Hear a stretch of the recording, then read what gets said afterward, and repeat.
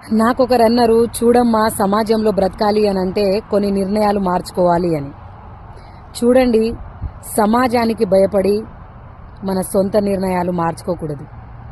ఎందుకంటే సమాజము సలహాలు మాత్రమే ఇస్తుంది, కడుపు నింపదు.